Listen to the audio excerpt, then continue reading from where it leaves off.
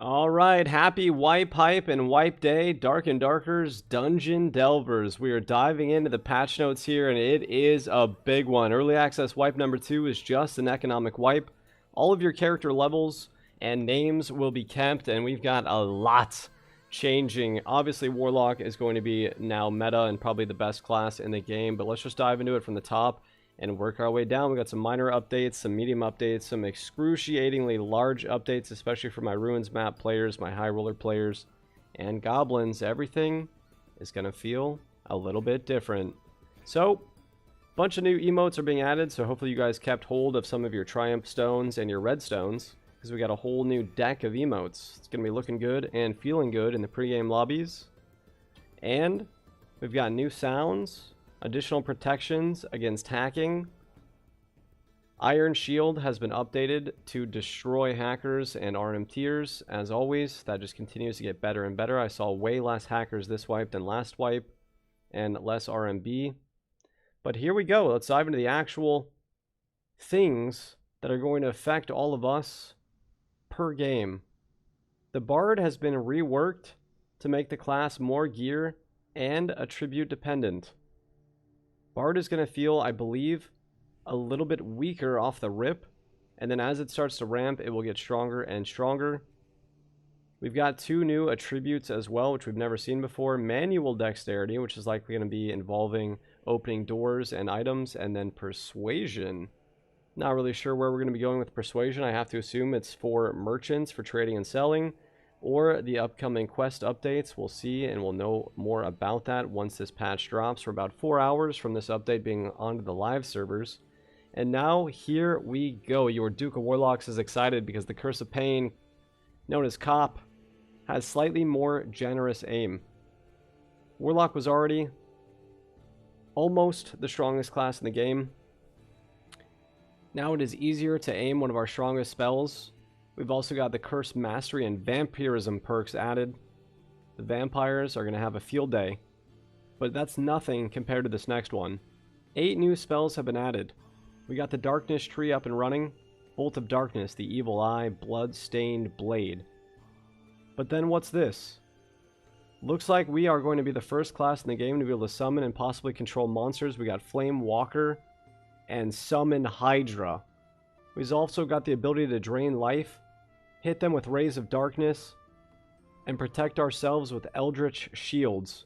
That dark magic is going to be going so hard. Any Warlock with Akuma's Fang and a unique Crystal Ball is going to be the most dangerous thing inside of this dungeon. Now we got some rogue buffs. Everyone expected it, but I think we expected a little bit more for the rogue buff side. But here we go. Rogues will no longer break stealth when bumped into, as long as you have the Pickpocket perk equipped. So it'll be a little bit more like a wizard or a potion of invisibility. The hide cooldown has been slightly buffed. You get it back every 40 seconds. And the cutthroat cooldown has been drastically buffed, so that'll be run a lot more often. Cutthroat is fantastic. That's a 3-second silence. You just eliminated Warlocks, Fighters, and Wizards. Possibly Clerics as well. Now we have some Ranger nerfs and buffs. More like a rebalance. Ranger, after the Rogue nerfs, is probably the strongest class in the game before all of these Warlock buffs that are coming, but alas, Ranger's Quick Shot, also known as Triple Shot, fires a different amount of arrows based on the bow's type. The cooldown was also nerfed from 18 seconds to 28 seconds. That is a massive nerf. You will now only get that most likely once per fight instead of 2 or 3 times. The Quintuple Arrow Shuffle, the Shotgun 5-shot multi-shot, has actually been buffed from 35 seconds to 28 seconds.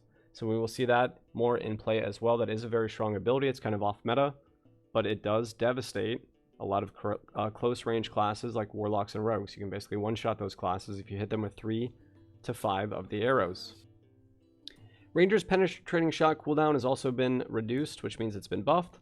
So you get that back a little bit faster as well. So just different ways to play Ranger, right? We're always looking for more versatility to shake up the meta. And we're going to see it on the way. Additionally, massive Ranger nerf. Hunting Trap only deals 1 damage per second at all rarities. That is still going to be a very strong item, but at least we see the first and possibly a series of nerfs on the way for the Hunting Trap. Here we go. It wouldn't be an Iron Mace update without wizards getting nerfed. It doesn't matter who else gets buffed or nerfed. Wizards are always in the limelight. The fireball damage has now been reduced once more. 30 to 25 and 15 to 10. Poor wizards. One day you'll be balanced. Maybe. And here we go. This is one of the biggest updates that this patch offers. This is crazy. All weapon damages have been rebalanced. That is going to see closer in line with the rogues rework. We are going to have longer fights on our hands, especially at the top levels. We will see a reduction in damage. Way less one-shotting going on, and a slower time to kill is probably on the way. We want to have a longer dungeon and more elongated skill expression fights. That is all coming now, and along with that, a lot of the armors have been updated. They'll give additional bonuses in addition to the high armor rating. So we'll just see a multitude of ways to build. And as well, the AR armor rating curve is reduced at the upper end due to the higher overall armor values. And this one's great. This one's probably going to really hit weapon damage bonuses. We saw the legacy attribute bonuses reduced. We can no longer find +2 or +3 all ats. Likely we will not be able to really find +3 or even +2 all weapon damage, because building a weapon damage full set for basically every class, especially rangers and rogues, was still extremely punishing, and you could build one-shot sets, you know, if you knew what to look for. Anyway, the value range of most of the random modifiers has been rebalanced. We'll see what that means. Same with weapon damage. Likely a reduction at the higher ends, and either a buff or a slightly rebalance at the lower ends. Barbarians, you'll enjoy this. The B-Axe, you know, your starting weapon, it's got a little bit more range. You can't be danced around by probably every class in the game. Torches and lanterns give a slight movement speed advantage rather than a penalty. That's nice. We want to be able to see. It's good that we're not getting penalized for that, especially when we're looking for hunting traps.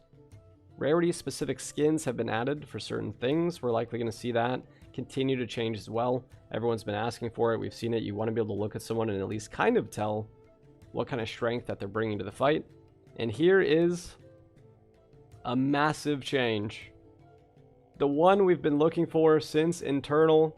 We've got coin bags that hold up to 500 gold coins. Our stashes will finally be organized, and we can hold a lot more items. This needs to be crafted, so the crafting station at the leathersmith is going to have a bit more features. How about this one? A gold coin chest that holds 3,000 golden schmeckles has been added. The dosh will go into bags and chests, and this one can only be found in-game from the treasure hoards. So you expect those to be extremely expensive on the auction house at the start of wipe. Likely, those could be limited to High Roller, or it'll just have a higher drop chance in High Roller. But go ahead and go hit the bosses and use your keys. This one's fun because Ryan 6 days a week missed it. Our man, the myth, and the legend, he who data mines and speaks with the devs. 4 new artifacts have been added. The Echo of Screams, Soul Reaper, Death Bloom, and the Stinky Stick. The old rat stick. I don't know what that does. That sounds like it's going to produce maybe the zombie fart cloud. Who knows? These three all sound like the ender of demons, the killer of gods, the creation of myths, and this last one, that sounds like a meme. We'll see how that goes. Alright, lockpick drop rate has been increased so we can actually open more things. And the names of the level modules are now displayed on the minimap. There it is. Get ready for more clearer callouts and an easier time of talking to your teammates, especially random teammates from the LFG pool. It'll be easier to call out directions and areas. Here we go. Here's the fun one. These are the real contents. Obviously, we have got quite a bit, but this will affect all players regardless of class and desire and play. Goblin Caves now has more layouts, randomization, and more map modules. High Roller Crypt map has increased in size from a 4x4 to a 5x5. That's a 25% map increase. That was already a huge map. Now it's bigger. Normal and High Roller Crypt will also share the same map pool. For those that don't typically run High Roller, what this means is the Colosseum map will now also appear on Normal. And you will run into certain situations where doors that used to lead to certain modules will now be walls. This is incredible. Also, all environments have been updated for an absolute ton of modules. That's probably going to hit every map, likely including Ruins. Ruins also has a sub-boss. Get ready for probably the Ruins Golem or the Spider Matriarch, as seen in Ryan's 6 days a week data mine video. Coming back up to the top, an extra Dark Swarm phase has been added, so players don't need to move as much distance as once. This is definitely needed, especially for the newer players with the recent changes to how the Death Swarm operates and where the circle can pull basically all the way to one side of the map. You really have to move a lot, especially in like HR Goblin. It's just very dangerous to traverse, and it's kind of easy to camp people out. That's going to be a little bit different now. Everyone can kind of operate slower, PvE, open chests, break urns, sort of relax a little bit. It's nice. We're going for more of a dungeon crawler experience and less of a battle royale, I think. A portal's also been added to the outskirts of Ruins. For all my Ruins players, you got a lot coming your way. I personally don't like that map. It is an arena map. I feel like you see a lot of players and gear there, and you are there to PvP. There are multiple teams, lots of solos and duos. It's a great map. It's very interesting. I respect and love you all for operating there.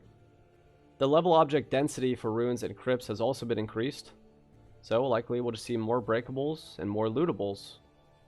Royal coffins have been added to the dungeons, and those old golden chests have now come back as marvelous chests. So those lockpicks that are being increased, it'll be nice. Right now you don't have to have the bard or the rogue all the time. You can just buy and find lockpicks like we used to.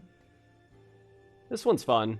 This one happens all the time. They don't always mention them in patch notes. Additional attack patterns have been added to certain monsters, especially Goblin Cave. The nightmare variants, right? The little evil goblins will probably be even more surprise attacking, more poisonous, more dangerous. And then the skeletal champion, he who droppeth the golden keys, his animations have been updated as well. Beware. He's probably going to be faster and more lethal. I'm excited to see this one. The Royal Guards animations have been updated. The Royal Guards are the rogue assassins which protect the skeletal warlord, arguably the hardest boss in this game. I pray that this is a nerf to them. They wind up and throw daggers which have armor pierce on them very fast. They've deleted me in 10k in gear almost instantaneously.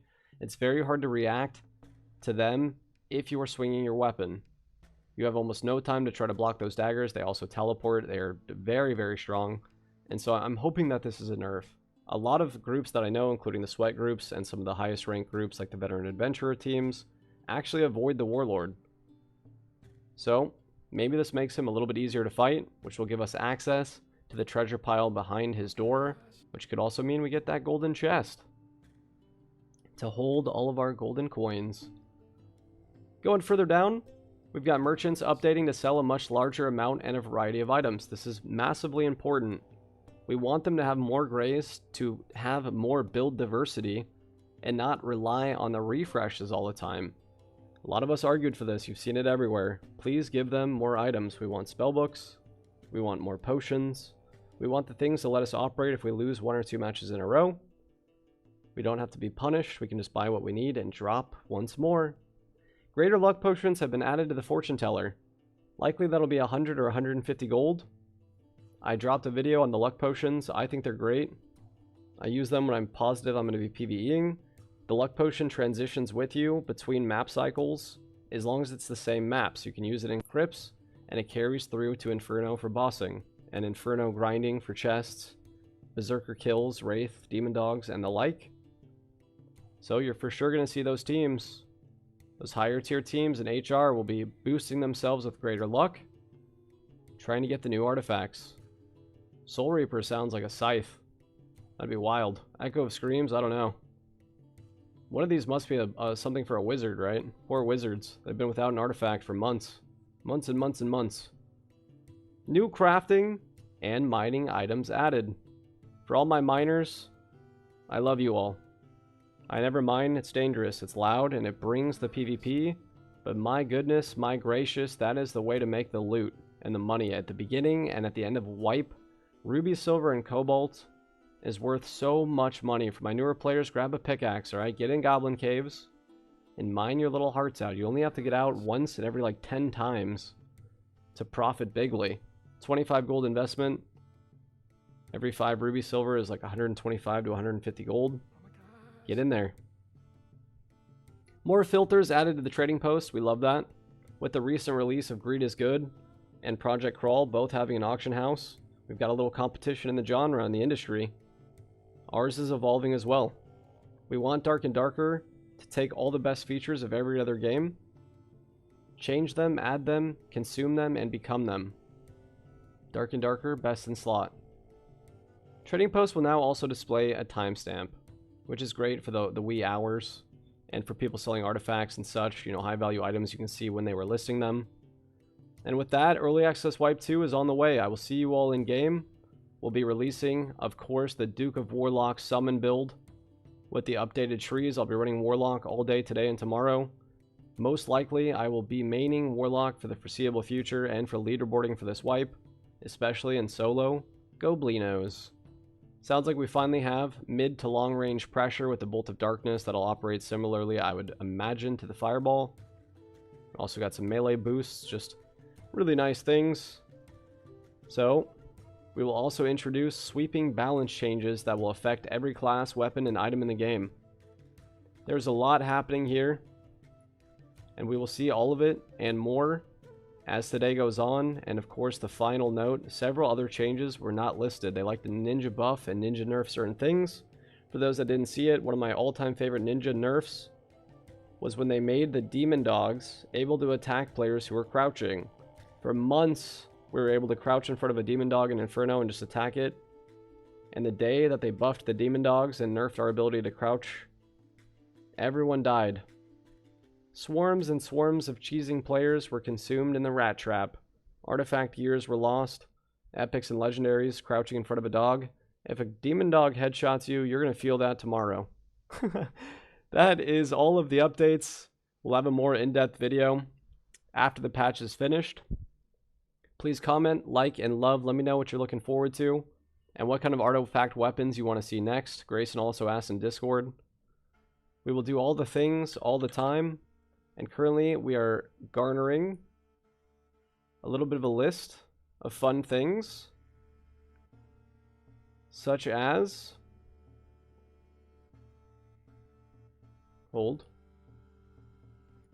Season 1 community suggestions. We've got a lot on the way. Upgradable home base. People wanted the hideout from Tarkov. We got a lot of fun things on the way. Druid's coming too. Guild versus Guild. The Dragon Raid to fight Kuma. And more. I'll see you all for the next one.